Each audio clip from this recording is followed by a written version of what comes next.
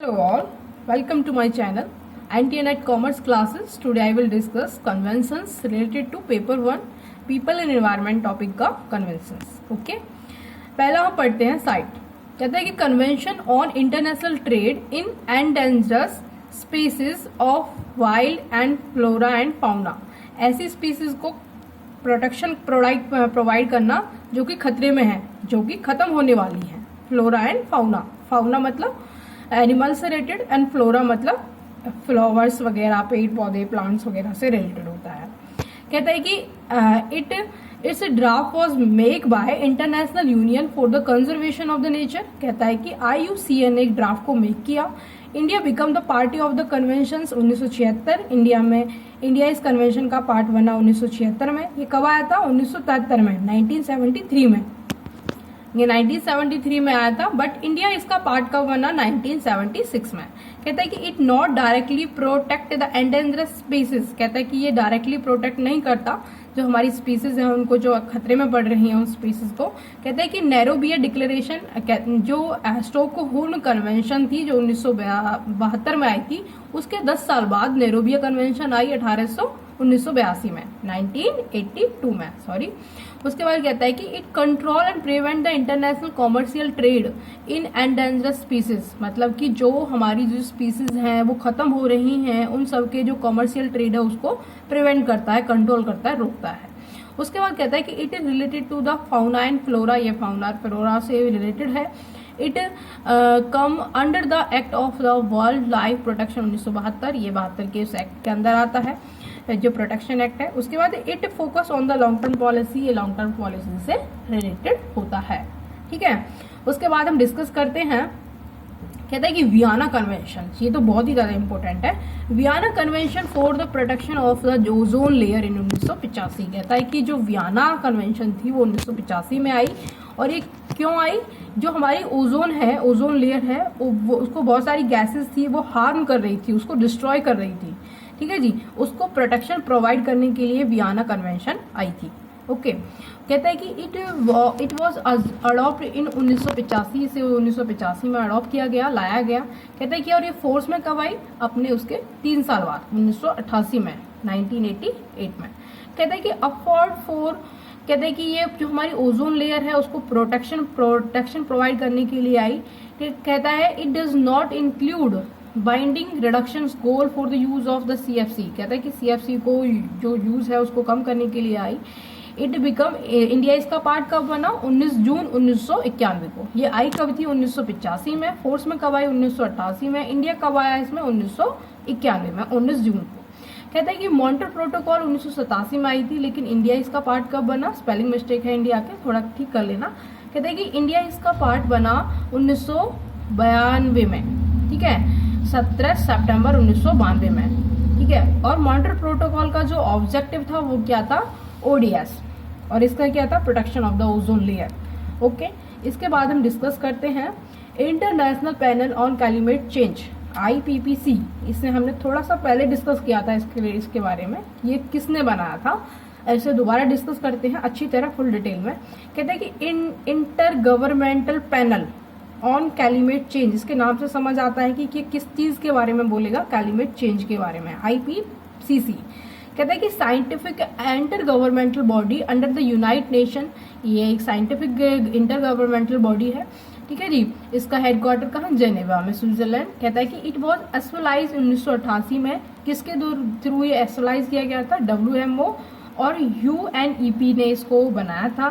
कहता है कि WMO World Meteorological Organization, WMO, and United Nation Environmental Programme UNEP ने इसको बनाया था.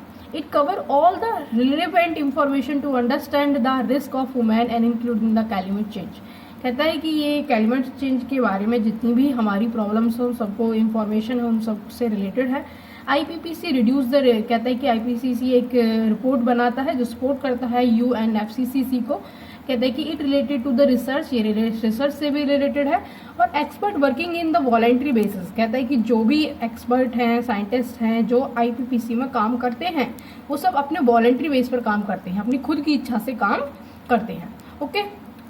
उसके बाद हम पढ़ते हैं मॉन्ट्रियल प्रोटोकॉल। मॉन्ट्रियल प्रोटोकॉल जो है वो बहुत ही ज़्यादा इंपॉर्टेंट है। हमने पहला क्या पढ़ा, वियना पढ़ा। वियना कब आई थी, 1985 में आई थी। फोर्स में कब आई, 1988 में आई। इंडिया कब पार्ट बना, 1991 में। लेकिन अब हम क्या पढ़ेंगे, मॉन्ट्रियल प्रोटोकॉल। मॉन्ट्रियल किससे रिलेटेड है, ये भी ओजोन से रिलेटेड है। ओजोन कहाँ पाई जाती है, स्ट्रेटोस्फेयर जोन में हमारी ओजोन पाई जाती है, जो कि हमारे लिए बहुत ही इंपॉर्टेंट होती है, यूजफुल होती है। सूर्य से आने वाली जो बेकार की किरणें होती हैं, बेपरवाही किरण होती हैं, उनसे हमारी प्रोटेक्शन करती है, उनको रोकती है, कैंसर फैलने से रोकती है ओजोन लेयर। ठीक है, बट जो एसी, रेफ्रिजरेटर, फ्रीज वगैरह यूज किए जा रहे हैं, इनके थ्रू जो सीएफसी निकलती है वो ओजोन को हार्म करती है और उससे जो उसमें छेद हो रहा है।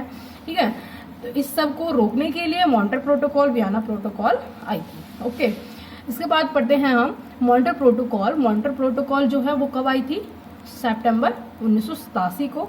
ओके, कहता है कि इसने फील किया कि nation should not be treat equally, सारे नेशन को ट्रीट इक्वली नहीं किया जाना चाहिए।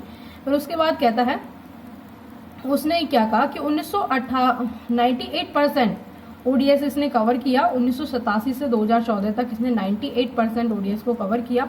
उसके बाद इसकी फर्स्ट मीटिंग 1989 में हुई। हेलसिंकी में इसकी पहली जो मीटिंग थी वो हुई। 1989 से 2013 तक it reduce the cumulative CO2 emission. CO2 को निकलने से इसने रोका, CO2 को कवर किया। कितने मिलियन, 135 बिलियन टन 1989 से 2013 तक, बहुत बड़ी अमाउंट में इसने कवर किया। उसके बाद कहता है कि ozone layer will return to 1980 level between 1900। ठीक है, कहता है कि ओजोन लेयर को ऐसी ही कंडीशन में हम ले आएंगे जैसे कि 1980 में थी। कब ले आएंगे, उन 2050 से 2070 तक हम ओजोन लेयर को उस कंडीशन में ले आएंगे जो कंडीशन उसकी 1980 में थी। ये कहता है। ये कहता है कि इंडिया एक्सेप्ट दिस, इंडिया ने इसको कब एक्सेप्ट किया, 1982 में। और अब इसका पढ़ते हैं, ओजोन लेयर आई कब थी, 1987 में। फोर्स में कब आई, कहता है कि इंडिया में कब फोर्स में आई, 1992 में। ओके, और इसने 135 बिलियन जो हमारा CO2 इमिशन था उसको रिड्यूस किया था। और कहता है कि 98% इसने ओडीएस को कवर किया इस चीज़ के बारे में। और इसके बारे में और आगे डिस्कस करते हैं, मॉन्ट्रियल प्रोटोकॉल के बारे में आगे डिस्कस करते हैं। ये 9 अमेंडमेंट थी और रिवीजन था। ओके, कह रहा है कि ये कहता है कि कॉमन विद डिफरेंट रेस्पॉन्सिबिलिटी। कहता है कि सबको कॉमन हो, कॉमन गोल्स हो, लेकिन डिफरेंट रेस्पॉन्सिबिलिटी हो। इस चीज़ के बारे में इसने जोर दिया। कहते हैं कि meeting of the party technical support are given by the open ended working group के थ्रू से टेक्निकल सपोर्ट वगैरह मिलता था। और ओजोन डे कब सेलिब्रेट किया जाता है, 16 सितंबर को ओजोन डे मनाया जाता है। और इस बार की जो थीम क्या है, ozone for the life, life के लिए ओजोन जरूरी है, ये तो मोस्ट इंपोर्टेंट है। कहते हैं कि India come in the article 5 में इंडिया आता है। और इसमें बहुत सारी गैसेस हैं जो कि ओजोन को हार्म करती हैं, जैसे कि क्लोरोफ्लोरोकार्बन। ठीक है, इसके बहुत सारे एग्जाम्पल हैं, जैसे कि chlorofluorocarbon, hydrochlorofluorocarbon, carbon tetrachlorine, methane chlorofluorocarbon.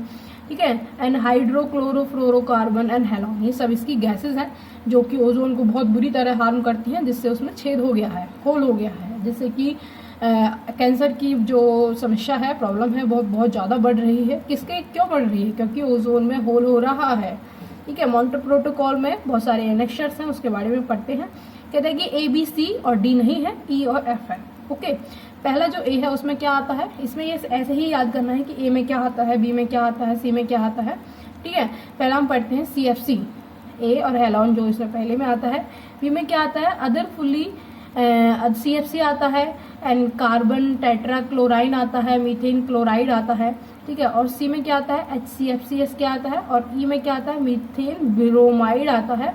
और जो हमारा F है उसमें क्या आता है, HFCS आता है। ओके, उसके बाद हम पढ़ते हैं किगाली भी इसके लिए ही आया था। किगाली भी बहुत इंपॉर्टेंट है। किगाली कब आया था, 2016 में आया था। देखो जी, हमने पहले वियना पढ़ा, वियना कब आया था, 1985 में। फिर पढ़ा हमने मॉन्ट्रियल प्रोटोकॉल 1987 में, और किगाली 2016 में।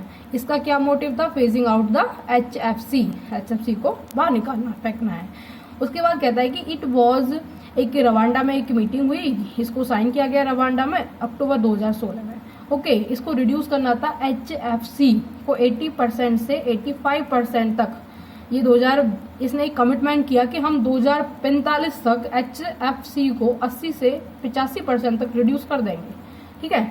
और ये फोर्स में कब आई थी? 1 जनवरी 2019 को ये फोर्स में आई थी। और ये मॉन्ट्रियल प्रोटोकॉल की 8th मीटिंग है, 8th अमेंडमेंट है। उसके बाद कहता है कि इट वॉज, ये मॉन्ट्रियल प्रोटोकॉल की 28वीं मीटिंग है। अमेंडमेंट कौन सी है? 8वीं, लेकिन मीटिंग कौन सी है? 28वीं, ठीक है। इसमें 197 मेंबर हैं। HFC को रिड्यूस करना है, मैन्युफैक्चरिंग करने से, कंजप्शन करने से HFC को रिड्यूस करना है। इसमें क्या, इसका क्या मोटिव था? कहते हैं कि common but different responsibility but respective capability. कहते हैं कि कॉमन होना चाहिए, डिफरेंट रेस्पॉन्सिबिलिटी होनी चाहिए एंड रेस्पेक्टिव कैपेबिलिटी, जितना वो अफोर्ड कर पाते हैं उतना ही उनको दिया जाएगा, ठीक है। उसके बाद पढ़ते हैं हम ब्रूटलैंड रिपोर्ट। ये छोटा सा टॉपिक है, इसको बार पढ़ लेते हैं। इसका क्या थीम था? अवर कॉमन फ्यूचर, ठीक है जी। लेकिन ये कब आया था? ये आया था 1983 को आया था, ठीक है। पहला, फॉर द सस्टेनेबल डेवलपमेंट, कि हमने अच्छी तरह से डेवलपमेंट करना है। इस तरह डेवलपमेंट करना है कि हम अपनी आवश्यकताओं को भी, अपनी नीड्स को भी कंप्लीट कर लें, उनको भी पूरा कर लें, और आने वाली जनरेशन के लिए भी अपना रिसोर्स को जो सेव कर रख सकें, इसके लिए आया था। कहता है कि डेवलपमेंट करना है but without compromise the ability of the future generation के लिए रिसोर्स को भी सेव करके रखना है और अपनी नीड्स को भी कंप्लीट पूरा करना है, ठीक है। इसको कब बनाया गया था? 19 दिसंबर 1983 को। इसके सामने भी एक प्रॉब्लम आई। क्या problem I? Reduce the poverty को रिड्यूस करना है। और कहता है कि इसका अनोदर नेम क्या है? अनोदर नेम है इसका world commission environment and development. 1987 में जो इसका नियम रखा गया। Thank you for watch the video. Thank you so much. Like the video, please subscribe the channel. Thank you so much.